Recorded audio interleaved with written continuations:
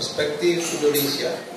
Dan seperti pekan-pekan sebelumnya kita bersiaran dari kawasan Senayan di The March Senayan Jakarta, kemudian golf kita ada di Golf House, dan tempat kita bersiaran tepatnya adalah di Pizza Kayu Api.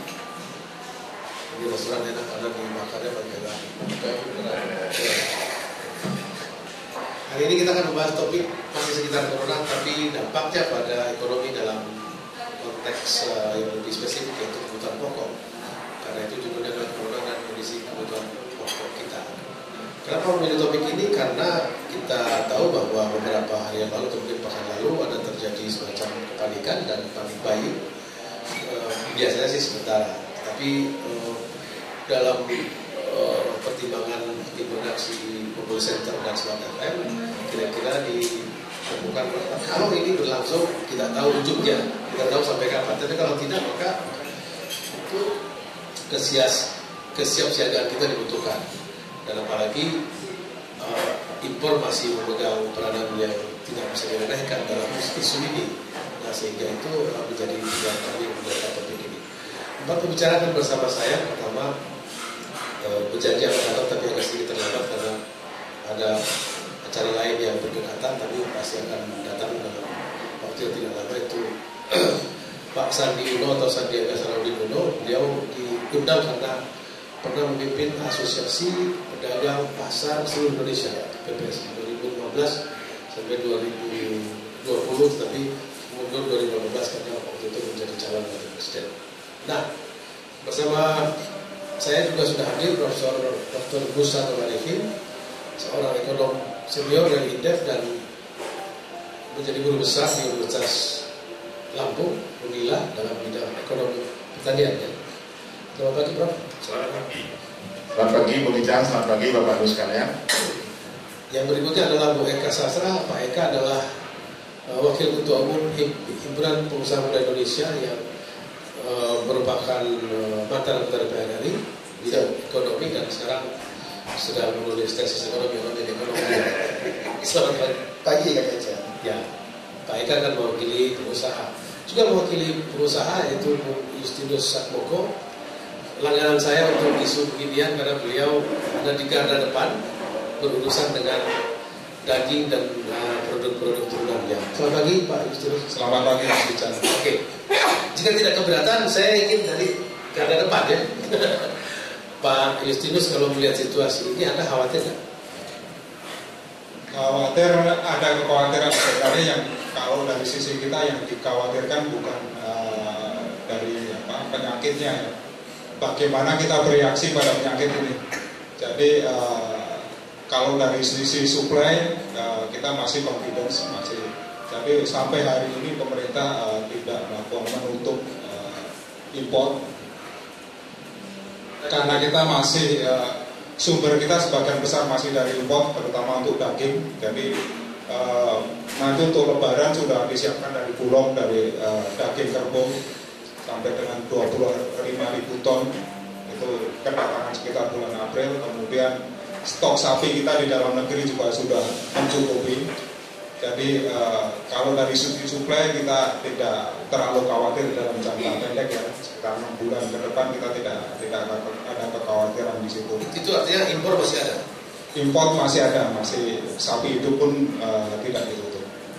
Nggak ada ditutup, termasuk dari negara-negara yang sekarang ada suspek. Kalau kita ngomong khusus sapi ya, daging sapi itu hanya dari Australia, jadi memang tidak terlalu berisiko gitu. Itu yang datang ke sini yang sapi hidup atau yang sudah dalam bentuk daging? Semuanya, ada sapi hidupnya, ada daging sapinya, kemudian ada yang cukup besar biasanya kalau season tertentu itu yang didatangkan oleh Bulog dan beberapa perusahaan BUMN itu daging kerbau. Kalau untuk khusus untuk lebaran nanti sekitar 25.000 ton itu dari Bulog. Jadi Anda yakin ini aman gitu ya? Aman dari sisi suplai ya. Yang kita khawatirkan sebagai pengusaha itu dari sisi permintaannya. Dari segi suplai, dari segi permintaan. Dari sisi permintaannya kita lihat kalau awal-awalnya memang terasa ada ras permintaan naik, tapi dalam jangka mungkin sekitar 2 bulan 3 bulan ke depan itu kita lihat perilaku masyarakatnya. Jadi yang biasa berkumpul-kumpul makan, kalau menjelang buka puasa itu kumpul-kumpul buka puasa bersama, makannya lebih banyak makan daging.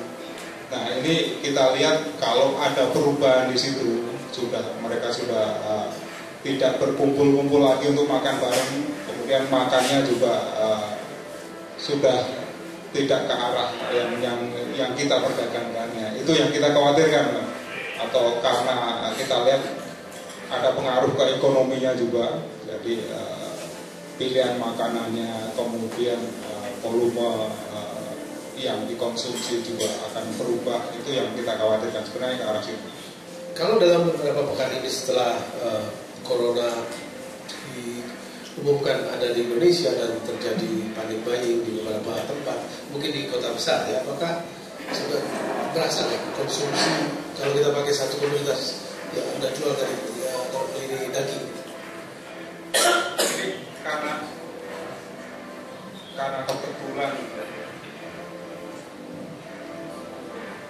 Karena kebetulan di saat ini seasonnya memang season naik ya, jadi menjelang puasa, menjelang Ramadan ini biasa di 1 bulan sebelumnya, 2 bulan sebelumnya, terutama untuk supermarket itu memang sudah mulai permintaannya naik. Mereka sudah mulai stok pedagang-pedagang itu, jadi simpan di freezer ya. Jadi kita lihat memang permintaannya naik, Pak. Tapi itu karena wabah ini atau karena memang sudah seasonnya, waktunya untuk naik, itu kita belum lihat pengaruhnya dari corona ini. Kalau kita lihat di sini yang hadir pun tidak ada yang pakai masker ya. Jadi memang jadi kita lihat memang kita masih belum terlalu masih confident ini nggak akan sampai di kita gitu mungkin. Oke, tapi kan secara umum tadi itu apakah memang orang kita itu lebih, Anda yakin lebih bisa menahan diri daripada kalau kita lihat di Singapura, di negara-negara lain kan lebih gawat ini ya, serbuan ke supermarket. Kalau kita lihat memang dari beberapa kali yang diinformasikan dari pemerintah ya, cukup membuat kita merasa nyaman juga dari informasi pemerintah. Oh ini cuma flu tapi sedikit lebih berat aja gitu. Yang kita tangkap seperti itu, tapi yang kita tangkap dari apa yang dilakukan nggak seperti itu. Jadi dari sisi omongan dia menenangkan, tapi dari sisi actionnya dia memang benar-benar yang kontak dengan yang suspek, yang ketemu kemarin yang positif pun dia cari, dia uber untuk mengamankan itu gitu, dari sisi. Berapa persen dari market Anda yang ada di pasar tradisional? Pasar tradisional ini aman ya? Kita sebagian besar memang dari ke pasar tradisional. Kalau dari daging sapi itu distribusinya lebih dari 90% lewat pasar tradisional. Yang modern cuma kecil sekali. Ini aman? Sampai hari ini masih aman. Ya, kita bicara dari dulu. Sampai hari ini masih aman. Yang kita khawatirkan tadi ya, perubahan perilaku masyarakat dalam mengkonsumsi. Oke. Pak Eka dulu. Sudah ada laporan dari teman-teman di pengusaha apa yang terjadi di daerahnya dia, kota-kota besar atau tidak? Oke, kita aktif di HIPMI sendiri melakukan koordinasi dengan teman-teman kami yang di daerah. Kami ini rata-rata pelaku usaha muda. Kalau yang kami data, yang paling terdampak ada 2 di kami. Yang pertama dari sisi pariwisata, sehingga itu menjadi concern kami, dan minggu depan akan ada beberapa FGD yang kami lakukan. Dan yang kedua terkait dengan bahan baku impor, sebenarnya. Kalau untuk pangan sih kita juga sama dengan pembicara sebelumnya, kita masih pada level confidence. Kita juga sudah melihat di Cina daratan sudah mulai bergerak, walaupun perlahan, tapi ada perubahan, ada perbaikan dari beberapa waktu sebelumnya. Sehingga kita juga masih sangat confidence dengan situasi yang ada. Cuma memang tadi pada sisi pariwisata, kemudian bahan baku dan juga di transshipment yang saat ini mengalami hambatan karena beberapa pengiriman barang juga mengalami delay. Kami juga minggu lalu koordinasi dengan Kementerian Pertanian, sama juga ekspor kita juga kelihatannya agak tertahan di beberapa titik, sehingga kita bercoba berdiskusi untuk mencari alternatif pasar lain. Kalau sebelumnya banyak dikirim ke beberapa negara yang terkena suspek corona sehingga mengalami hambatan, kami sedang mencari peluang-peluang pasar baru, pasar yang lebih non tradisional, sehingga ekspor kita tidak terdampak dengan corona ini. Jadi dibutuhkan eksplorasi gitu ya? Ya, dibutuhkan eksplorasi, dan saya kira inilah situasi yang selalu ada. Setiap kita menghadapi situasi yang abnormal, kita akan selalu mengevaluasi diri, baik dari sisi produksi maupun tata niaga kita. Dengan kondisi seperti ini kita berharap untuk kita punya sistem kelembagaan yang jauh lebih responsif terhadap situasi-situasi yang ada. Kalau misalnya kita kalian bilang bahwa ekonomi Indonesia itu salah satunya terikut dengan Cina dan India gitu ya, nanti kita lihat di produk. Tapi sekarang ini apakah memang di kalangan pengusaha itu melihat kekhawatiran yang mulai tumbuh akibat tempat ini yang memang sangat tertutup? Kami punya beberapa kontak-kontak dan juga kerjasama perdagangan baik dengan yang terkena suspek di China, kemudian Jepang juga, dan lain Korea. Memang dalam beberapa waktu ini kami melakukan penundaan beberapa meeting, beberapa transaksi, kita melakukan penundaan. Tentu saja itu sangat mengganggu cash flow dan juga perencanaan yang kami bangun. Beberapa tamu-tamu kami dan juga beberapa kunjungan kami batalkan, baik ke Korea, ke China maupun ke Jepang misalnya.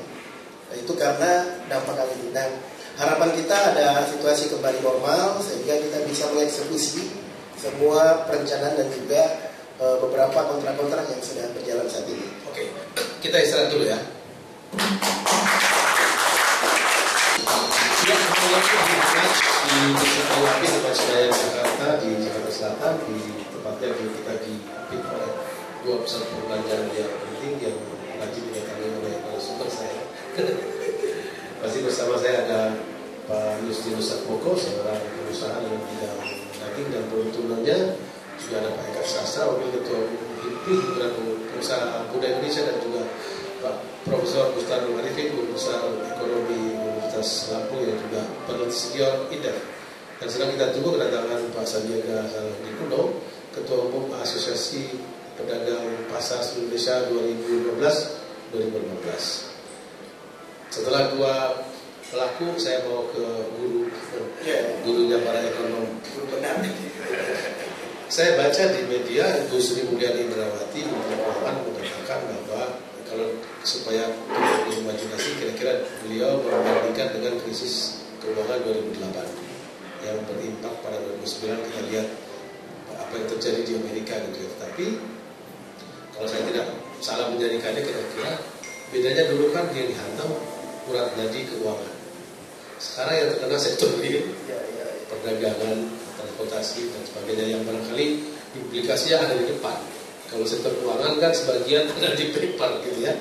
Nah, silakan Prof bantu kami untuk menjelaskan what is going on. Baik, terima kasih Bu Nijam. Terima sekalian, pendengar Smart FM dan jaringannya. Sudah ada studi terbaru mengenai The Economics of Endemic and Pandemic, kira-kira gitu ya. The Euro yang mengeluarkan. Jadi tadi yang pasti terdampak duluan itu agriculture and food and agriculture. Jadi karena sumber kita yang ini sudah cocok benar. Sudah betul. Karena 60% yang berhubungan dengan zoonosis itu adanya di pertanian dan pangan. Zoonosis adalah penyakit yang awalnya disebabkan oleh binatang. Nah, virus seperti apa ada hubungannya dengan binatang. Kedua yang terdampak adalah sektor pariwisata. Tadi Bu Meka sudah sampaikan, sektor pariwisata itu betul-betul terdampak. Mungkin Anda sudah melakukan perjalanan baru kemarin, saya dari Jogja, dan di sana hotel-hotel sepi antara yang takut dan tidak takut, ya. Kemudian ya seperti benar kata Pak Mongko tadi, orang tidak ada yang pakai, sedikit yang pakai masker, justru yang pakai masker karena dilihatin juga begitu ya. Dan dalam konteks itu sekarang pemerintah saya yakin sedang berusaha keras untuk menghidupkan confidence itu, untuk mengembalikan itu karena dampaknya memang langsung volume menurun. Kalau panic buying mungkin temporary, tergantung dari perkembangannya kan seperti apa. Nah, saya akan sampaikan yang kira-kira komoditas strategis yang mungkin paling mendapat perhatian. Tadi daging sapi sudah pasti karena berhubungan dengan live animals dan produk yang langsung diturunkan atau diambil dari binatang hidup. Dan dilarang oleh pemerintah, Kementerian Pertanian itu sudah melarang impor live animals, barang hidup dari Cina. Karena kita menganggap salah satu sumbernya dari Cina. Tapi impor yang lain masih belum dilarang, tidak dilarang ya. Nah, yang paling banyak kita impor dari Cina adalah bawang putih. Itu besar sekali. 95% kita impor dari itu. Berapa? Seriously, berapa kira-kira volumenya? Ya total omset bawang putih itu 5 triliun Bang. Mungkin suatu waktu Anda perlu masuk ke sana karena itu saya tadi sengaja buka beberapa data. Kita itu konsumsinya kira-kira 850 ribu ton ya per bulan ya, 4,7 ribu ton ya, 47 ribu ton per bulan. Kalau setahun 580. Nah, apakah kita tidak mampu menghasilkan sendiri? Gitu. Sebetulnya mampu, tapi beda kualitas yang dihasilkan. Dan ini tanaman bukan tanaman tropis. Bukan tanaman tropis juga. Anda mungkin paham bawang putih Cina itu agak besar, kemudian kulitnya mudah dikelotok gitu kan. Kadang memang tidak terlalu strong, punya kita lebih strong. Tapi kecil. Kulitnya lebih tebal. Ibu-ibu agak sulit juga bang ini. Jadi singkat cerita, nah sekarang konteks harga. Sudah ada pergerakan harga bawang putih, walaupun pernah kemarin sampai 70 ribu, sekarang 40-50 ribu. Pergerakan itu campur aduk Bung Ican, antara memang karena takut corona, antara juga memang ada yang di sini menahan stok biasa ya. Walaupun kita bisa berdebat definisi timbun itu, tapi esensinya begitu harga lonjakan harga seperti itu, orang mungkin menjadi hati-hati. Kok ya kebetulan bawang impornya juga dari Cina gitu. Mungkin pertanyaan bagi masyarakat yang kita perlu sampaikan pada masyarakat, apakah kalau ada barang masuk lagi dari Cina masih aman? Saya bukan ahlinya, tapi sepertinya masih aman sih, sepertinya masih aman. Apakah ibu-ibu berani memasak tanpa bawang putih? Saya suka bakso, saya suka tekwan. Tapi itu makanan kita bawang putih dan bawang merah. Agak sulit kan untuk tidak menggunakan bawang putih. Nah, tapi bukan berarti pemerintah harus mengangkat kaki, tapi yang harus dilakukan juga tetap bagaimana prosedur keamanan pangan, food safety, karantina, kemudian pengawasan, kontainer dan seterusnya yang berhubungan itu tetap perlu ditingkatkan, bukan sekedar biasa-biasa menurut saya. Jadi isunya adalah pemeriksaan di kepabeanan itu ditambah dengan elemen satu lagi, yaitu kesehatan dan segala macam. Iya, sebetulnya harus seperti itu. Harus seperti itu. Nah, sebelum itu yang kadang menjadi drama juga. Sebelum itu tuh ada satu prosedur yang harus dilalui oleh para pengusaha, teman-temannya Pak Eka, Pak Mongko itu. Prosedurnya adalah mengajukan izin RIPH namanya, rencana izin produk impor produk hortikultura. Nah, RIPH itu dikeluarkan oleh Kementan. Setelah dapat RIPH, kemudian dibawalah ke Kementan untuk dikeluarkan SPI, surat persetujuan impor. Berapa waktunya? Ya tergantung kan, mau proses cepat, mau proses lambat gitu. Saya baca dua istilah itu tadi apa? RIPH. RIPH. Produk hortikultura. dan satu lagi SPI dari Kementerian surat persetujuan impor. Saya baca dua istilah itu waktu membaca kasus di KPK.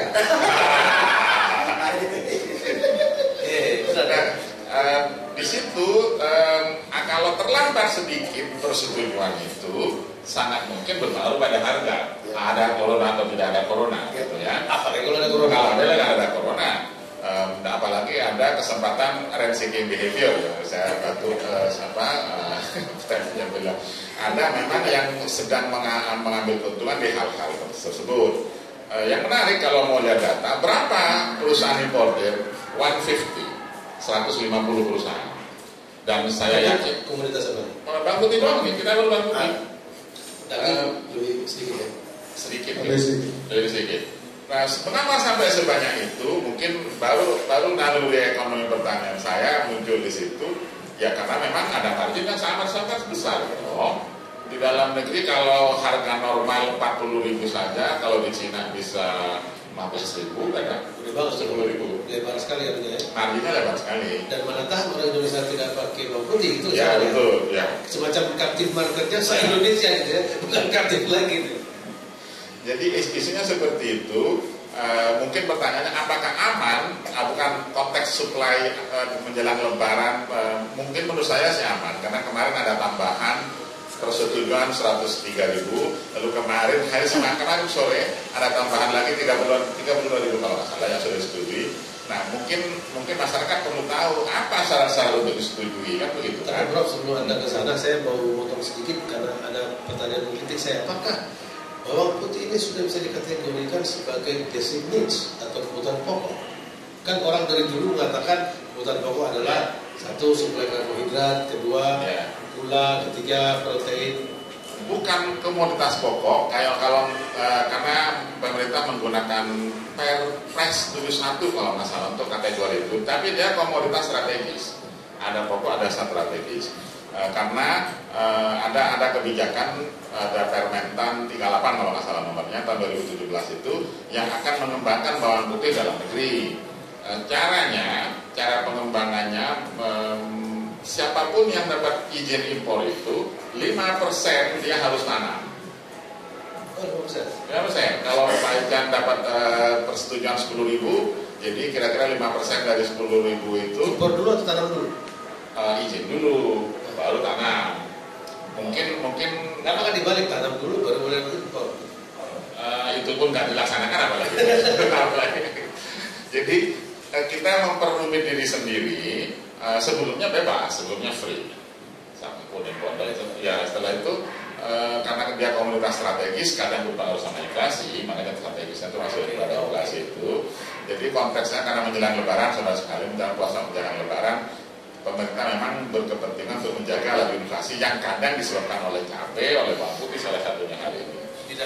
Tidak disebabkan oleh beras, tetapi beras kebetulan kemarin sekecil kan, dampaknya bahkan masih negatif, tapi panas secara impor juga beras impor, tapi kan tidak dari Cina. Kita kan konteksnya tadi membahas memulai coronanya dari impor yang berasal dari Cina. Bukan dari Cina.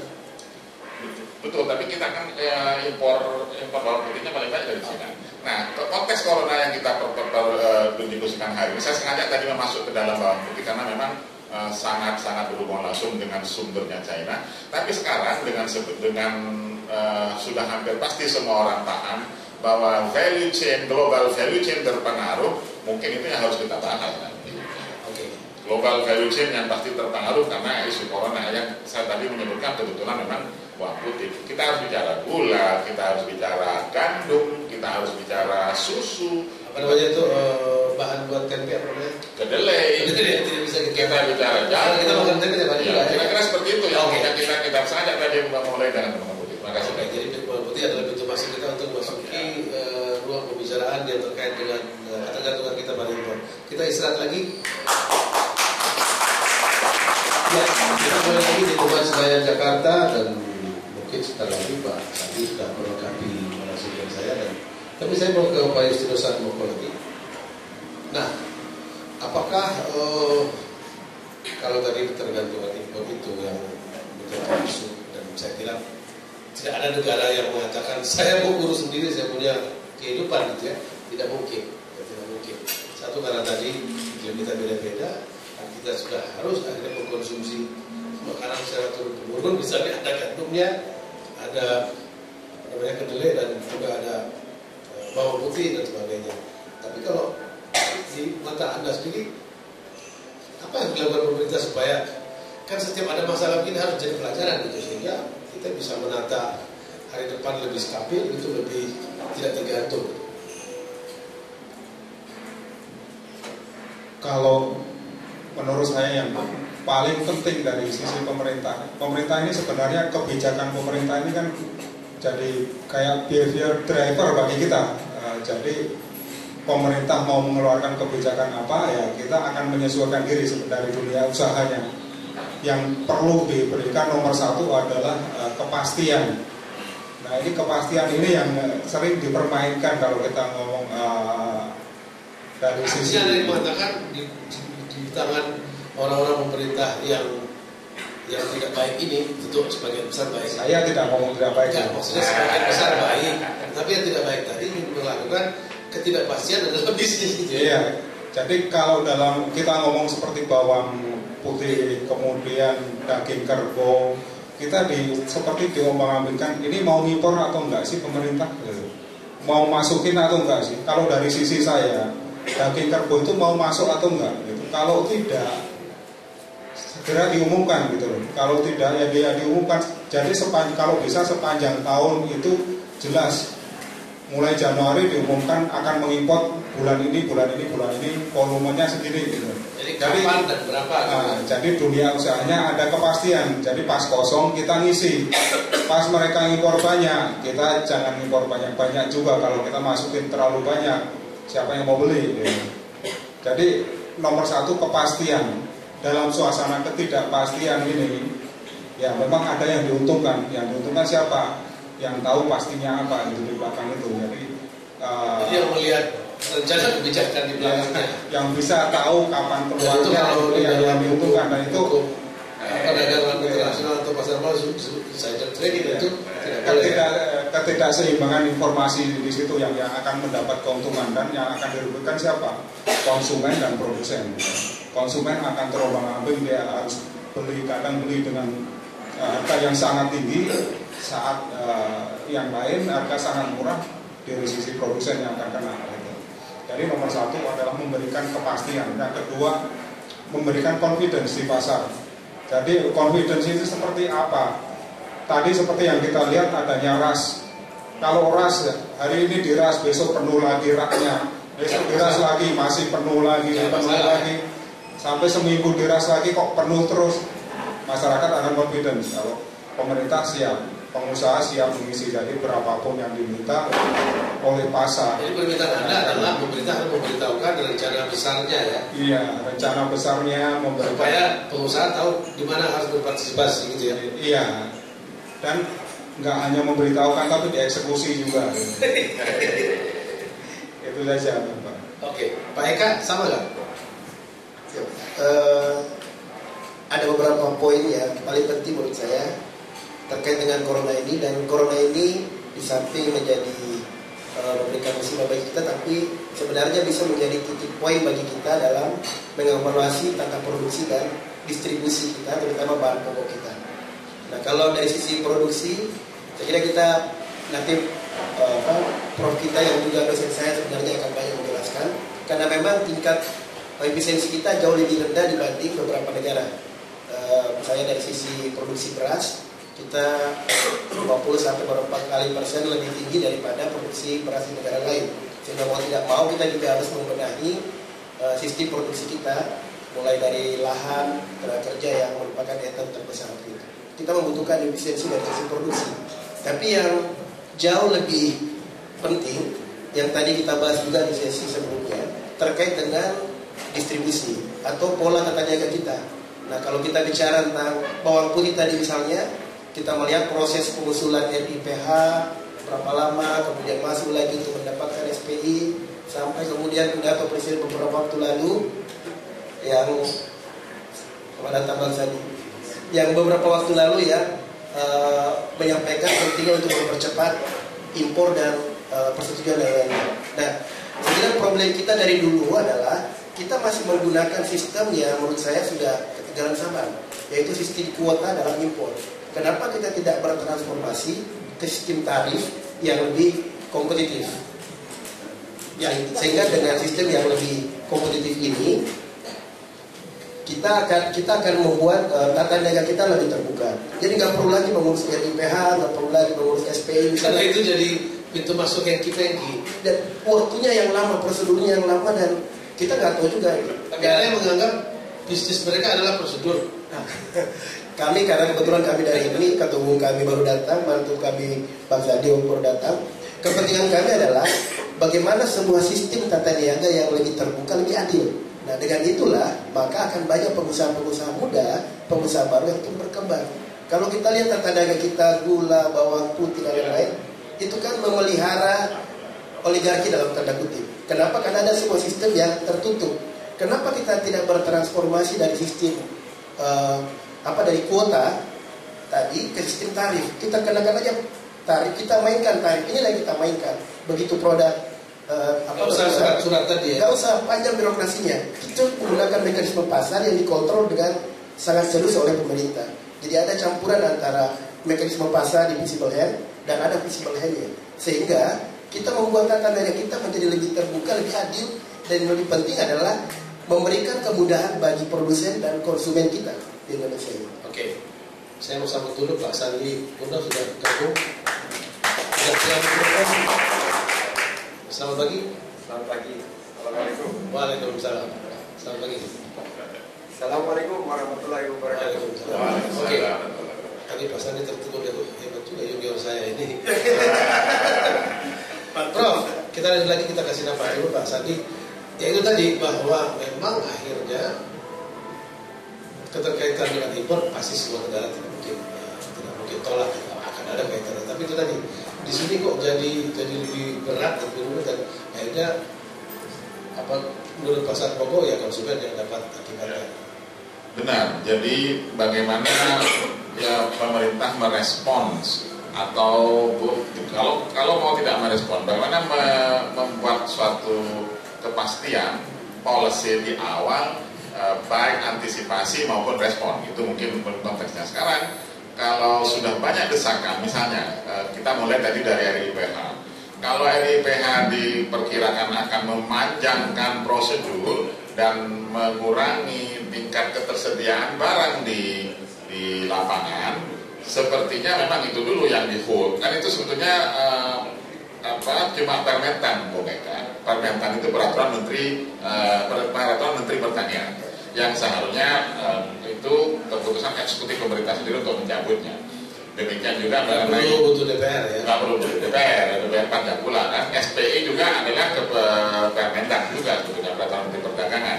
Yang dalam konteks sekarang mengantisipasi dampak corona atau menghadapi dua sekaligus ini, Ramadan dan Lebaran ini, sesuatu prosedur yang menambah kemungkinan kelangkaan, menambah kemungkinan terhambatnya pasokan barang, untuk sementara mungkin bisa disasukan. Itu usul saya dalam konteks ini.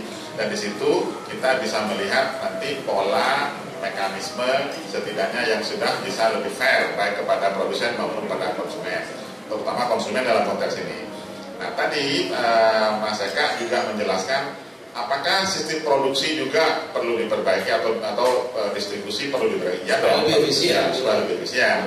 Kita sudah paham bahwa salah satu hambatan utama dari produk pangan itu memang karena inefisiensi di hulu masih cukup besar. Macam-macam kita sekarang daripada tuduh-tuduhan siapa yang harus bertanggung jawab, faktanya memang inefisiensi itu masih sangat mengganggu. Apalagi kita mau kelak mau menjadi pemain di global misalnya ya, beras kita biaya produksinya masih 2 kali dibandingkan dengan pesaing kita, Vietnam dan Thailand. Kalau Vietnam malah 2,5 kali ya. Jadi yang seperti itu yang kita harus dijawab dulu. Apa konteksnya? Kita tarik dulu misalnya ke sistem produksi. Apa yang paling mahal? Rupanya yang paling mahal dari komponen produksi itu satu upah buruh, kedua sewa lahan. Itu 2 komponen yang paling besar. Udah lahannya sempit, maka harus sewa lahan pula mahal. Mafia pupuk juga. pupuk itu sedikit, pupuk itu 9-10%. Ya ada, sepertinya kita harus bahas sendiri. Jadi dari lahan efisienkan, kemudian sama buruh ya, artinya apa, mekanisasi. Orang anak muda kita tidak mau jadi petani, mereka lebih senang jadi tim sukses gitu kan. Itu yang jelas-jelas, kira-kira gitu lah. Ya kalau organisasi mesti bisa dia serving pakai traktor gitu ya. Gak mungkin serving pakai sapi banyak gitu. Kita istirahat untuk jurnal 9, setelah itu sudah hadir bersama kita. Ya, setelah kita mulai dalam topik Indonesia dengan topik corona dan kondisi kebutuhan pokok kita bersama saya Channel Lembah di kawasan Senayan di Pizza Kayu Api The Match Jakarta. Acara ini disiarkan di seluruh jaringan Smart FM dan radio Gramedia, grup Gramedia lainnya, serta kita ada di fanpage Facebook ya, masih Falah ya. Oke, dan juga audio streaming kita dilakukan di seluruh dunia lewat radio.smartfm.com. Pembicara saya masih seorang pelaku usaha bidang daging, khususnya daging dan produk turunannya, Pak Justinus Satmoko. Juga ada Pak Eka Sastra, Wakil Ketua Umum HIPMI, Himpunan Pengusaha Muda Indonesia. Juga ada Profesor Dr. Gustal Arifin, ahli ekonomi pertanian dan iklim yang merupakan guru besar pertanian dari Universitas Lampung. Dan yang sudah bergabung dan berusaha datang dari beberapa acara yang lain, yaitu Pak Sandiaga Salahuddin Uno. Kita mengundang beliau karena beliau berusaha dan pernah memimpin HIPMI, tapi yang terakhir adalah Asosiasi Pengusaha Pasar, pedagang pasar, yang mundur bukan karena apa, tapi karena harus jadi orang pemerintah. Boleh pegang mikrofonnya, waktunya untuk Pak Sandi untuk menjelaskan apakah kita percaya diri dan tidak perlu panik, dan apakah struktur perdagangan kita dibenahi, karena mumpung keadaan kayak begini dan seluruh dunia sudah goyahnya, tinggal kita boleh berbenah agar punya tonggak jangka panjang gitu ya, yang menurut beberapa pembicara tadi. Silakan, Anda bisa mulai dari mana? Terima kasih Mas Ican. Assalamualaikum warahmatullahi wabarakatuh. Terima kasih sudah mengundang saya, dan ini adalah waktu-waktu yang sulit ya, masa-masa yang penuh banyak tantangan. Tapi saya tetap ingin membangun satu rasionalitas bahwa kita harus melihat ini dalam satu perspektif yang luas.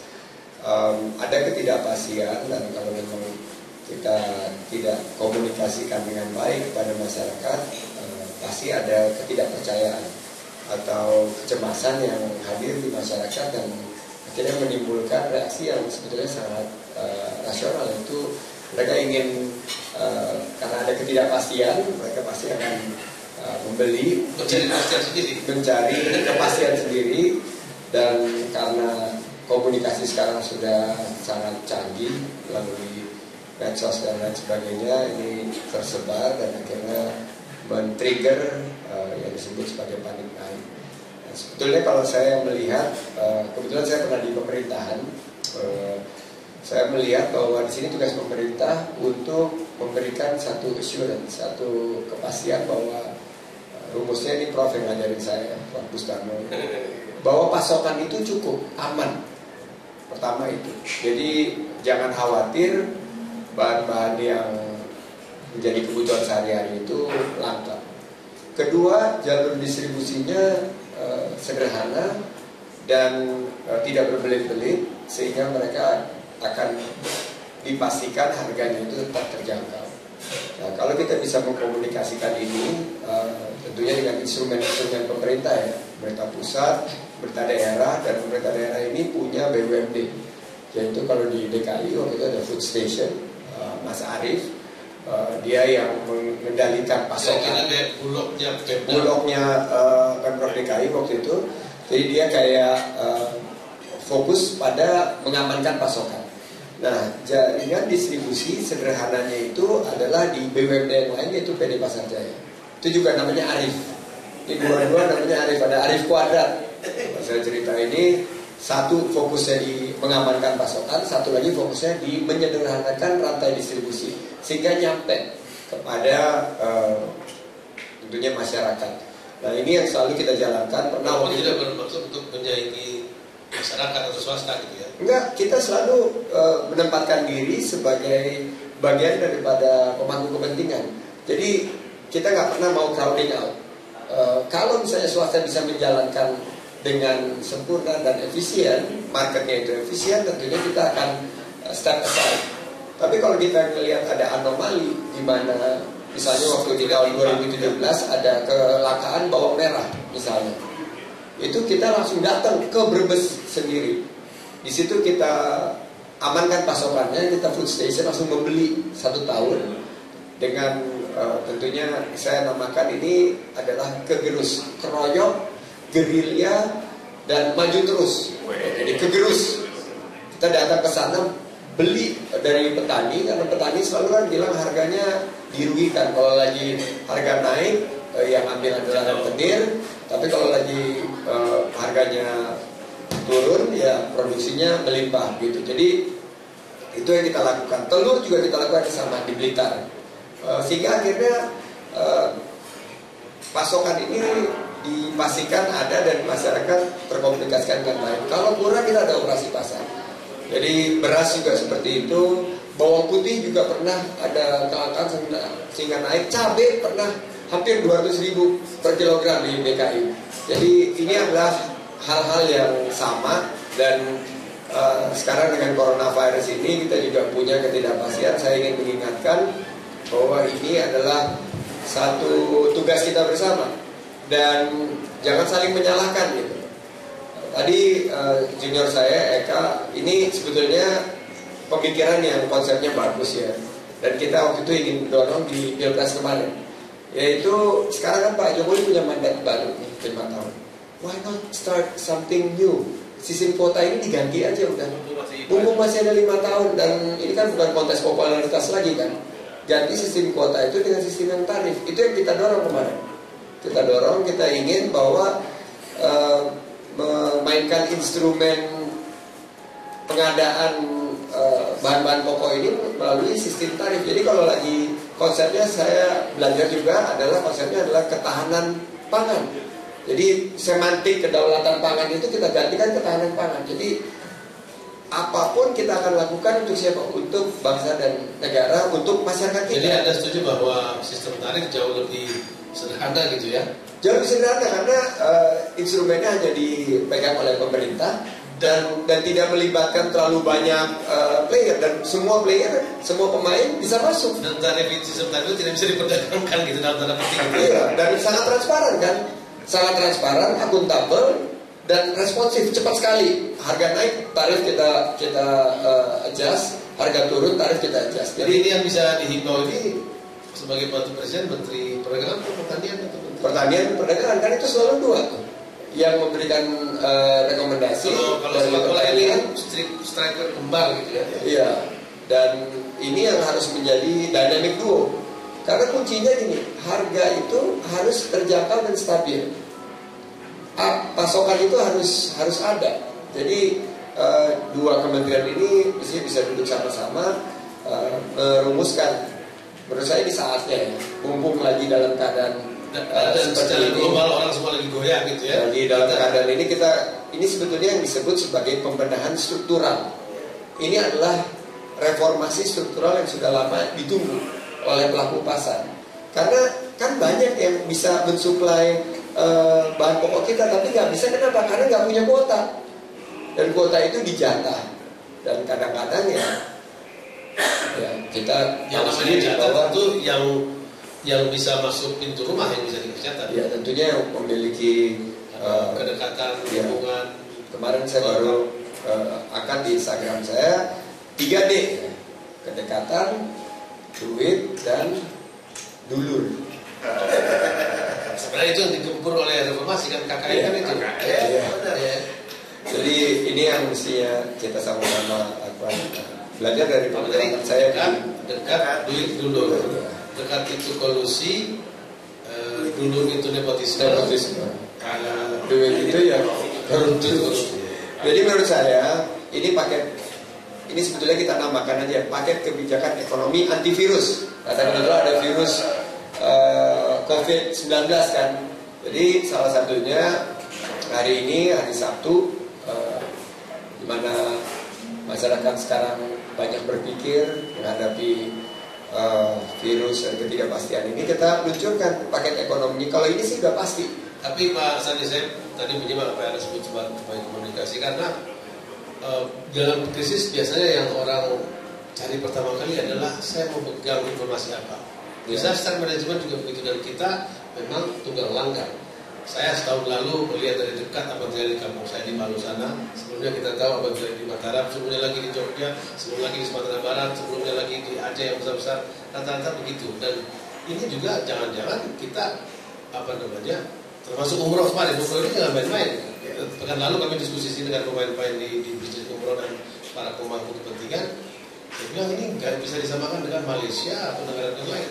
Kita ini penyumbang terbesar satu hari 2.000 sampai 3.000 orang. Betul. Jadi kalau tertahan 10 hari saja, artinya ada sekitar puluhan ribu yang tertahan di seluruh Indonesia, belum sampai ke Jakarta. Nah, poinnya adalah apakah dalam urusan seperti kebutuhan pokok tentu kita tidak boleh bertindak setelah situasinya atau setelah kebakaran terjadi. Nah, apakah sekarang waktu tepat untuk duduk bersama untuk apa yang Anda sebut tadi, reformasi struktural itu?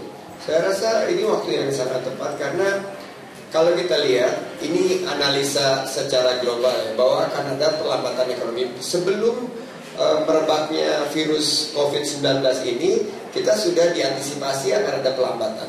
Apalagi ada virus COVID ini yang sekarang di seluruh dunia lagi mulai merelaksasi kebijakannya, moneter direlaksasi, fiskal direlaksasi.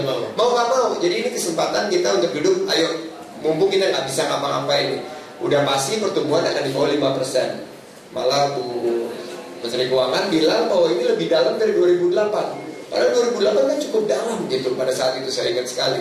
Nah, supaya nggak kita hilang lagi kesempatan kita untuk mereformasi secara struktural, ini yang menurut saya saat yang tepat para pelaku pasar, para pengambil kebijakan duduk sama-sama. Oke, bagaimana nih kita mengamankan pasokan bahan pokok, kita sederhanakan rantai distribusi, dan kita pastikan sistem ini bisa menghasilkan harga-harga bahan pokok yang terjangkau. Nah, saya juga tadi kan Pak Busano tadi bilang milenial kita nggak mau lagi jadi petani. Mungkin kalau kita lihat di seluruh Indonesia memang itu fenomena, tapi ada beberapa daerah yang anomali. Misalnya saya datang ke Sidrap, di situ ada milenial pada nanam padi karena sudah memakai teknologi dan mereka pakai mekanisasi. Sehingga kan bapak-bapaknya gitu ya. Sehingga olahannya bisa lebih kompetitif, produksinya yieldnya juga lebih tinggi. Profesor juga sudah tahu pasti, dan ini menghasilkan uang. Akhirnya food station misalnya waktu itu belinya dari Sidrap, jauh-jauh dari Sidrap untuk memenuhi pasokan beras untuk di DKI Jakarta. Jadi menurut saya kalau kita benahi hulu dan hilirnya, ini pasti mampu untuk ributin ya, bukan ribut aja gitu loh, tapi ribut ya, ributnya REBOOT, ribut ekonomi kita mumpung lagi dalam keadaan. Nah, biasanya orang bilang bad economy make good policy. Jadi begitu ekonomi lagi kurang baik, polisinya biasanya dan matching the mismatch. Matching the mismatch ya. Oke, kita istirahat untuk beberapa pesan kebersihan. Ya, kembali lagi kita dari perspektif Indonesia, dan saya mau konfirmasi beberapa hal yang disampaikan Pak Sandi Uno tadi kepada Prof. Ustadz Arifin, Pak Eka Sastra, dan Pak Justinus Satrio. Mulai dari Prof. Bustanul. Ya, ini kalimat yang saya kira perlu saya keraskan kembali, yaitu reformasi struktural. Karena kan apa yang disampaikan oleh para pelaku pasar kita, Pak Justinus Satrio dan Pak Eka Sastra, kan tadi terkait dengan ketidakseimbangan di market, dan akhirnya mereka memikirkan dua hal. Pertama, berkompetisi sebagai sesama pelaku bisnis, tapi yang paling awal adalah berkompetisi dengan apa yang akan dikeluarkan oleh, berkompetisi mendapatkan informasi yang lebih cepat apa yang dikeluarkan oleh pemerintah. Padahal kan juga pemerintah mestinya berbagi informasi, bukannya menyimpan dan mengirim informasi gitu ya. Bagus. Baik, terima kasih. Saya tadi sudah menyampaikan now is the time gitu, atau never gitu kan, untuk memperbaiki itu. Jadi memang penyederhanaan atau perbaikan governance kalau bahasa akademiknya memang harus dimulai pada saat kritis seperti sekarang. Kalau enggak, itu ketinggalan dan bahkan dianggap mengada-ada. Apalagi kalau menjelang pemilu. Dan masa mau nunggu krisis berikutnya lagi. Jadi tadi Mas Andi sudah menyampaikan reformasi struktural memang panjang, memang banyak, tapi kita mulai dari yang paling simpel dengan menyangkut kebutuhan pokok. Mungkin semua orang setuju, apalagi di tengah kita harus antisipasi krisis seperti ini, karena dua yang harus diantisipasi, karena baik dampak coronanya itu, kita tadi mulai dengan bawang putih dan daging, kemudian kita jangan lupa menjelang Ramadan dan Lebaran yang juga mengalami lonjakan konsumsi yang luar biasa. Nah, saudara sekalian, apakah tadi dengan penyederhanaan izin menjadi tarif? Salah satunya yes, di teori ekonomi sambil mengatakan seperti itu, setidaknya dia mengurangi transaksi dalam tanda kutip ya, atau hubungan orang ketemu orang. Tapi dia sudah lebih menyangkut berhubungan dengan data dan fakta. Sebetulnya Bung Ican, kita sudah melakukan itu di sawit. Sawit itu tapi untuk pungutan ekspor ya. Jadi begitu harga di atas 70 US dollar, otomatis langsung potongannya sekian. Makin tinggi potongannya makin tinggi lagi.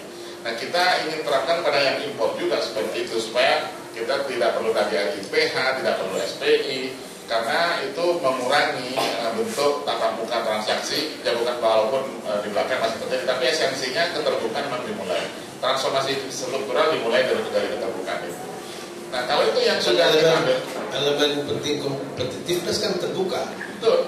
Tidak mungkin ada kompetisi tertutup, kecuali tenis indoor, renang indoor. Itu bukan ada penonton juga.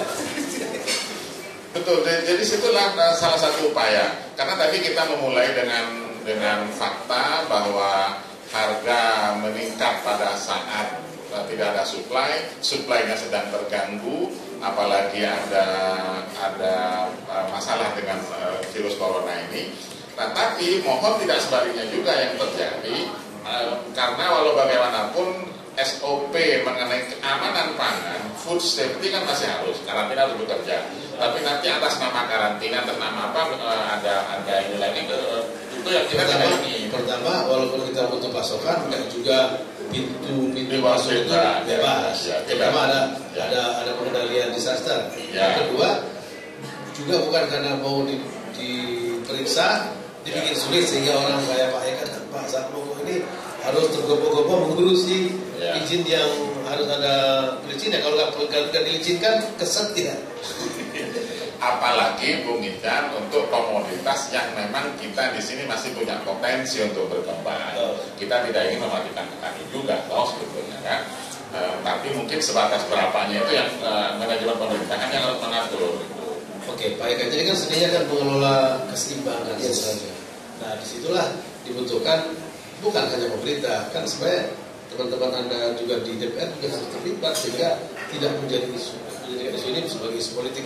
Kan ada isu bersama. Isu bersama adalah apa? Mau partai apapun, ideologi apapun, lapar malah lapar aja kan. Silakan. Tadi menarik untuk kita cermati karena ya Bang Sandi selain senior juga, jadi senior tidak pernah salah, ataupun salah pasti benar. Jadi harapan kita karena sebagaimana diskusi di awal tadi, janji bahwa corona ini oke, di samping satu masalah bagi kita, tapi kita ingin menjadikan sebagai sebuah momentum untuk memperbaiki tata kelola yang ada di Indonesia, governance. Nah, salah satu poin yang agak menarik tadi yang juga kita diskusikan adalah perubahan dari sistem tarif misalnya dari kuota ke sistem tarif. Dan itu bukan cuma untuk di Kementerian Pertanian misalnya dari pihak kemudian perdagangan, tidak. Garam pun misalnya dari Kementerian Kelautan Perikanan kemudian masuk ke perdagangan. Begitupun produk lain, industri ada industri ya. Kementerian Industri juga memberikan rekomendasi lagi Kementerian Perdagangan. Bayangkan betapa kakunya tata niaga kita. Nah, makanya dari kemarin kami mendorong upaya untuk merubah sistem kuota tadi ke sistem tarif. Dan kita harapkan ini menjadi sebuah gerakan nasional. Mereka, saya dulu zaman masih kecil sekali, saya ingat betul itu. Orang itu kalau diskusi tentang kuota ini cerita udah baru zaman masih remaja ya. Itu kuota itu benar-benar jadi alat untuk Nah, kira-kira kalau dapat kota, ntar lagi masuk surga deh. Karena kan ya, nah itu masa kita kembali ke situ di zaman orang sudah berkompetisi dan secara global semua negara-negara juga makin memperbaiki struktur perekonomian, perdagangan dan lain-lain. Setuju. Jadi hampir semua perjanjian di tingkat internasional juga arahnya ke sistem tarif sebenarnya. Nah, yang lucu nih sama dengan bawang putih, hasil diskusi HIPI beberapa waktu lalu periode sebelumnya, waktu masih ketua umumnya Pak Balila Daya, junior dari Pak Bang Sandi juga, kita sempat diskusi banyak dengan KPPU waktu itu. Seperti bawang putih, 95% produk bawang putih ini kita impor. Nah, 5% ini yang kita produksi dalam negeri. Nah, kita selalu mengatakan untuk melindungi produksi dalam negeri yang cuma 5% ini, makanya kita melakukan sistem kuota. Padahal secara teori itu tidak efisien. Kenapa kita tidak buka sehingga kami-kami yang pelaku usaha muda ini bisa terlibat secara terbuka dalam bisnis tersebut. Jadi kita ingin ini mudah-mudahan momentum corona ini menjadi sebuah momentum yang sangat positif untuk kita melakukan beberapa reformasi seperti disampaikan oleh Bang Sandi, bukan cuma di sistem produksi, tapi yang paling utama di sistem tata niaga. Dan juga yang paling penting, kalau kita mencermati, saya melihat belum terbangun kolaborasi BUMN dengan teman-teman pengusaha yang private. Kalau kita melihat beberapa penugasan-penugasan diberikan kepada BUMN. Nah, BUMN itu hadir untuk apa ya? Tujuannya kan bagaimana mengisi ruang yang belum diisi oleh private. Tapi kalau private sudah bisa, ngapain lagi ada di sana? Lebih berkolaborasi misalnya. Nah, ini yang belum terbangun. Kita belum membangun sebuah tim ekonomi Indonesia yang bagus, di mana di situ ada BUMN, ada BUMD, dan ada swasta. Kami melihat swasta ini masih dipinggirkan. Ada koperasi juga loh. Ada koperasi juga sebagai pilar dan UMKM. Nah, kita harus membangun sebuah tata sebuah kesebelasan, ada kipernya, ada penyerangnya dan seterusnya. Nah, ini yang belum terbangun di Indonesia. Sehingga mau tidak mau yang terjadi adalah persaingan yang menjadi tidak seimbang dan juga mematikan anak bangsa. Pak Sarpongko gimana dalam urusan yang ditangani itu, misalnya daging itu, ya kan pokoknya berapa? 20-30? Kalau kita ngomong importer yang punya izin impor itu sekitar 40-an, 30-40, tapi yang aktif di bawah 20 sejak Bulog masuk itu ada. Jadi Bulog masuk malah berkurang. Jadi main daging Bulog aja lah. Oke, kalau gitu ada setuju pakai tarif juga aja ya, biar lebih. Kalau kita lihat yang bukan daging kerbau ya, kita sudah mulai nggak ada kuota lagi sejak September 2013. Okay. Jadi tetap aja seperti tadi ada rekomendasi. Kalau kita nggak hanya dari pertanian, kita dari kabupaten, kemudian masuk ke provinsi, kemudian dari provinsi masuk ke pertanian, dari pertanian dapat rekomendasi baru ke perdagangan. Itu kalau kita hitung sekitar 8 meja lah untuk sampai izin impor keluar, butuh waktu sekitar 1 bulan. Tapi berapapun izin yang kita apply itu dikasih. Jadi memang kita dikeluarkan. Jadi tidak pernah kita minta izin impor 10.000 dipotong-potong-potong keluarnya tinggal 1.000, nggak pernah. Kita minta izin impornya 10.000 ya dikasih 10.000. Jadi memang sudah tidak ada lagi kuota dan relatif bersih ya, tidak perlu yang seperti dibilang under table sekarang. Udah hampir nggak ada lah kalau dari kita. Karena kapok juga mereka, karena supply bisa terganggu. Karena memang untungnya juga tipis Pak. Ini terganggu oleh kerbau. Begitu waktu sebelum ada kerbau, sapi ini menjadi komoditas yang sangat menguntungkan banyak orang. Tapi begitu masuk kerbau yang notabene dikelola oleh BUMN hari ini, itu habis semua yang untungnya menjadi tipis dan orang lebih suka daging kerbau. Nah, ini salah satu potret bagaimana kolaborasi antara BUMN dengan private ini perlu kita kelola dengan baik. Jangan malah mematikan pengusaha sapi. Tapi konsumen juga tidak tahu mana sapi. Jadi rawan aja. Jadi Pak Sandi, nah itu tadi memang di tangan Anda kan misalnya selain Pak Hukus dan Nur Arifin, Anda bertiga ini kan pengusaha, di tangan kalian itu kok kelihatan jadi sederhana. Tapi kalau kita lihat dalam kebijakan publik, teknokratisasi itu menjadikan urusan itu dengan alasan kadang-kadang agar tertib agar tidak terjadi bunuh-bunuhan gitu. Tapi di pihak lain terlalu dijepit juga. Jadi sebenarnya dua seninya Anda kan tentu lama di private sector, tapi setelah masuk di pemerintahan kan tidak seluasa di private sector. Bagaimana mengelolanya? Ya, kita memang kalau dilihat ada keunggulan sektor swasta yang pemerintah mesti belajar di sektor swasta, yaitu fleksibilitas, inovasi, kecepatan pengambilan keputusan. Tapi juga sektor swasta belajar harus dari pemerintah, dari segi kehati-hatian, dari segi institusionalisasi peraturan, compliance dan lain sebagainya. Jadi bahkan tanggung jawab lebih besar gitu. Tanggung jawab lebih besar karena akhirnya kan kalau pemerintah itu memastikan pelayanan publik bisa dilakukan dengan sebaik mungkin. Jadi saya lihat kemitraan pemerintah dengan dunia usaha ini jadi salah satu keunggulan kalau kita bisa kelola dengan baik. Jadi konsepnya adalah public-private partnership. Nah, malah kita bisa kembangkan menjadi quadruple public-private people partnership. Nah, kalau kita lihat jadi ada 4 kali kemitraan ini ada. Sama pers juga bisa, karena disitulah transparansinya, disitulah juga kita mampu untuk melihat dengan revolusi industri 4.0 sekarang dengan teknologi yang begitu maju, kita memang terpaksa harus beradaptasi. Nah, sistem tata kelola khususnya untuk bahan-bahan pokok yang menjadi topik hari ini itu juga harus bertransformasi. Menurut saya, kalau kita masih tetap menyelesaikan permasalahan kekinian dengan metode-metode yang sebetulnya bagian daripada revolusi industri 3.0, belum yang 4.0 ya, kita akan ketinggalan. Nah, ini yang tadi ngomong kan, bagaimana sistem kuota itu sebetulnya bagus untuk dari segi food safety-nya. Ya itu juga bisa kita lakukan dengan adaptasi. Jadi sistem tarif ini juga ada keharusan untuk karantina dan lain sebagainya, jangan sampai mengorbankan masyarakat. Karena pada ujung-ujungnya menurut saya, ini pengalaman saya berkeliling di Indonesia di 1.600 titik kunjungan, mereka tuh nggak pernah nanya ini dari mana ya makanannya ya, tapi mereka sangat-sangat khawatir kalau harganya melonjak. Harganya ada dua kata soal. Pertama, ada nggak barangnya? Pertama ada barangnya, kedua harganya murah, harganya terjangkau. Dan jangan kita bilang bahwa harga murah itu terus kita membuat petani itu tidak sejahtera, enggak. Karena petani itu harga naik turun itu mereka justru malah dirugikan.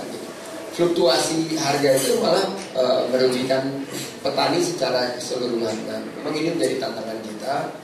Bagi saya kuncinya adalah bagaimana menghadirkan kebutuhan pokok dengan harga yang terjangkau buat masyarakat. Dengan revolusi industri 4.0 ini, masa harga sapi di sini ya, Pak, kita komplain mengenai stunting, mengenai protein kurang dan lain sebagainya. Tapi harga sapi kita dibandingkan dengan negara-negara lain kan masih jauh lebih tinggi. Ada lagi yang lucu Pak Sandi, kadang-kala provinsi ini misalnya suplai sapi terbatas karena dia tidak punya peternakan yang cukup karena lahannya terbatas. Tapi provinsi sebelahnya atau dua belahnya sana ada sapi, tapi konon mendatangkannya dari provinsi dua belah itu atau sebelahnya itu lebih mahal daripada sapi itu datang terbang dari negara lain. Betul. Berarti ada masalah dengan. Berarti kan ada sistem yang salah, karena kalau pasarnya ini beroperasi secara efisien kan biasanya harganya bisa lebih berdaya saing, lebih ada keseimbangan. Nah, menarik tadi ngomong mengenai kerbau dan sapi. Saya tuh menikah sama orang Betawi. Orang Betawi itu kalau makan semur itu bukan semur sapi, semur kebo. Mereka kalau lagi lebaran gitu ya, semur kebo. Jadi buat mereka memang satu kebiasaan yang masyarakat lain belum. Tapi begitu DKI mulai mensuplai daging kerbau dan daging kerbau yang beku, bukan yang segar, itu perlu waktu untuk masyarakat bertransformasi, beradaptasi. Tapi sekarang mereka sudah bisa mengolah, rendangnya juga sudah pakai. Jadi buying behavior, yaitu perilaku masyarakat itu juga berubah seiring dengan waktu. Menurut saya ya inilah tantangan bagi harus dicoba gitu ya. Tantangan bagi kita pengambil kebijakan, dunia usaha, pemerintah, akademisi juga, Prof. Ini mesti ya intinya kita kolaborasi. Ujung-ujungnya kita harapkan kebijakan yang kita ambil pada saat sekarang akan menghasilkan percepatan kemajuan pembangunan kita. Ya, dan memang menariknya adalah ada yang bilang ini republik luas, tanahnya subur semua, tropik subtropik. Kok masalah pertama adalah para petani yang miskin dan lautnya luas, masalah besarnya lagi ada nelayan gitu. Tentu ada masalah di kita, bukan di alam dan bukan di negara lain. Kita istirahat untuk sesi terakhir. Ya, tidak terasa kita di sesi terakhir dalam perbincangan kita mengenai corona dan kondisi kebutuhan pokok kita. Bersama saya ada Bapak Sergio Nasarudin, Ketua Umum Asosiasi Pedagang Pasar Seluruh Indonesia 2015-2015, Bapak Profesor Dr. Lutan Arifin, Guru Besar Ekonomi Universitas Lampung dan peneliti senior Indef. Juga ada Pak Eka Sastra, Wakil Ketua Umum HIPMI yang merangkap sebagai politisi, dan sekarang ada Dokter Ekonomi di Mobil dengan Profesor Bustanul. Jadi hari ini memang dia harus datang karena ada dosennya. Juga ada Pak Justinus Moko, seorang pelaku usaha pada bisnis dan produknya. Biasanya sesi terakhir saya meminta 4 narasumber untuk memberikan titik tekan atau garis besar dari apa yang sudah saya sampaikan selama diskusi kita 2 kali 60 menit ini, dan saya berikan kesempatan yang luas kepada mereka untuk menambahkan juga apa yang mungkin masih kurang. Saya ingin mulai dari Pak Justinus Moko. Terima kasih Pak Ican. Kalau dari saya, terutama untuk daging dan sapi, kita yang nomor 1 adalah memberikan kepastian dari pemerintah itu. Jadi kalau mau buka misalnya yang daging kerbau terutama, kapan berapa itu harus jelas. Kita maunya jangka panjang ya, dalam 1 tahun di awal tahun diumumkan berapa akan dibuka, kapan, dan kapan kosong, nggak ada sama sekali, tidak ada izin impor yang dikeluarkan. Jadi kita bisa mengisi waktu kosong dari di pasar. Saya lihat celah-celahnya ya, di pasar tidak akan pernah kosong gitu loh. Karena pasti jangan ampukan ya, Bulog masuk, Anda masuk juga. Yang biasa terjadi seperti itu. Jadi kita sudah ngomong banyak, ternyata daging bulognya masuk juga gitu loh. Jadi dari kisah kita nomor 1 kepastian dari sisi supply. Kemudian yang nomor 2 yang tadi disampaikan mengenai perizinan. Kalau dari daging sapi, dari kita perizinan sangat mudah. Memang panjang, mejanya panjang yang harus ditempuh, tapi itu dalam 1 bulan pasti keluar gitu. Mungkin karena marginnya sudah tipis, ya. Boleh cekek gimana lagi nih? Ya mungkin karena itu, dan hampir nggak ada apa sih yang kalau kita ngomong under table hampir nggak ada. Kemudian dipantau online, jadi memang ada batas waktunya. Kalau nggak disetujui dia akan lampu merahnya nyala gitu. Kalau di garam lampu merahnya nyala. Jual sop kontrol itu berat banget, tipis betul. Makin banyak orang pesan sop saya sedih, tapi kalau orang pesan ikan saya senang. Kemudian kalau kita ngomong tadi disampaikan juga harga daging sapi kita, harga daging kita lebih mahal dari tetangga, itu yang benar. Mohon maaf Pak Sandi, jadi mohon dicek lagi harga daging kita, harga daging sapi terutama. Tanyanya sama mama dan mereka bertanyanya pada koran gitu. Dan koran itu kalau saya ingat betul itu Kompas pernah mengeluarkan berita hoax ya. Kalau saya berani bilang hoax gitu. Kalau harga daging kita termahal di dunia, dan itu sumbernya dari World Bank. Tolong yang punya sumber dari World Bank, tolong ditunjukkan ada nggak itu. Itu nggak ada. World Bank tidak mengeluarkan data itu. Mungkin dia, kalau kita coba searching, ada namanya indeks Mundi, tapi itu untuk daging tetelan kan, daging tetelan, dan harganya harga CNF. Jadi nggak relevan dengan informasi ini. Kita pernah coba cek di Malaysia, di Singapura, sama-sama di pasar. Jadi kalau mau ngecek apple to apple ya, kalau supermarket lawannya supermarket, pasar tradisional lawannya pasar tradisional. Bahkan di Australia pun, Australia itu dagingnya harganya sekitar $15 kan? per kilo. Jadi sekitar 150.000 juga, mirip-mirip dengan kita, padahal kita belinya dari Australia. Jadi bisa dibandingkan. Tolong persepsi di terutama pelaku-pelaku politik ya, di pemerintah, tolong dicek untuk menentukan kebijakan. Jangan sampai kita. Yang bagus adalah harga kita lebih murah karena pendapatan per kapita kita lebih murah daripada, lebih kecil daripada Australia, gitu kira-kira ya. Karena saya pengusaha di bidang ini, kita nggak suka harga yang murah. Jujur Akhirnya membantah diri. Udah nyerang dulu, nyerang saya dulu, tapi itu kamu diri sendiri. Jadi kalau kita bandingkan, tolong dibandingkan juga ya, untuk membuat kebijakan pemerintah, tolong membandingkan benar nggak sih harga kita paling mahal. Harga acuannya berapa sih di Singapura, berapa, kemudian di Malaysia berapa, di Australia berapa.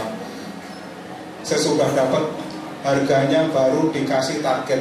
Jadi targetnya kira-kira sama dengan Malaysia, sama dengan di Singapura.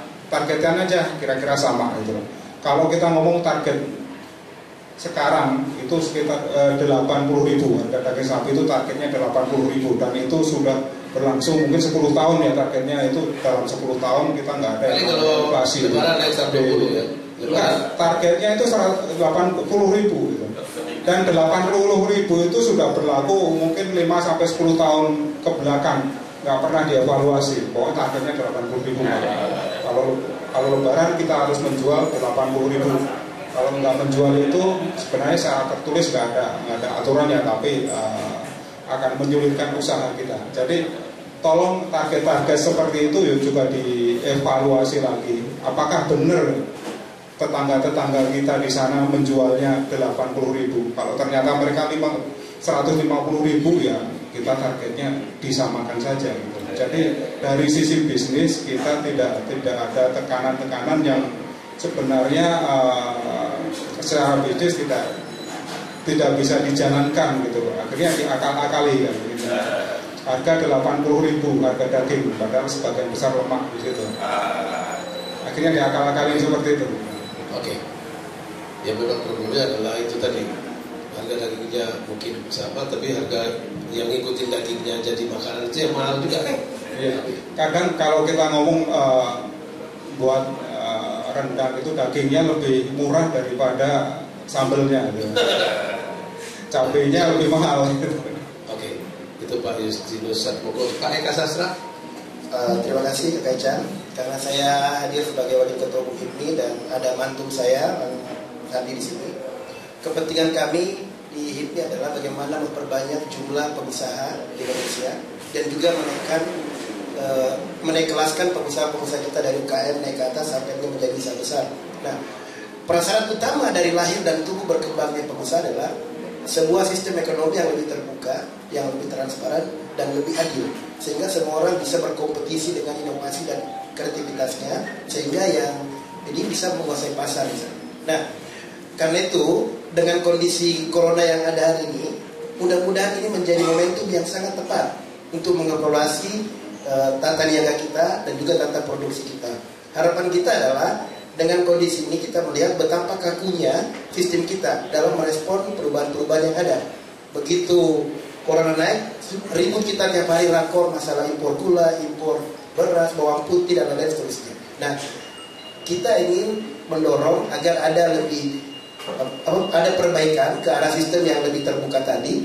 Makanya kenapa usulan kami semuanya sistem kuota kita coba evaluasi dan dorong ke arah sistem tarif, sehingga ini akan membuka bagi munculnya pengusaha-pengusaha baru yang lebih kompetitif, yang lebih inovatif, sehingga tidak lagi seperti yang ada hari ini. Dan tidak ada lagi jual beli kuota gitu ya. Nah, harapan kita kalaupun ada, maksudnya legal ke negara dalam bentuk tarif.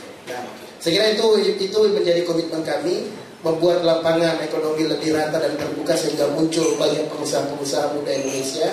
Dan yang paling penting juga, dan sekarang sudah berjalan di tangan Bang Erick Thohir dengan kami, adalah bagaimana BUMN ini hadir bukan untuk menggantikan private, tapi bagaimana BUMN ini bersinergi dengan private, sehingga kita membangun sebuah sistem ekonomi, membangun sebuah tim sepak bola ekonomi kita yang lebih canggih, lebih saling melengkapi, bukan saling mematikan, sehingga Pak Justinus bisa berkembang bisnis daging sapinya tanpa dimatikan oleh daging kerbau, dan daging kerbau bisa dijual secara terbuka, bukan cuma oleh BUMN. Sekira itu kepentingan kita. Terima kasih.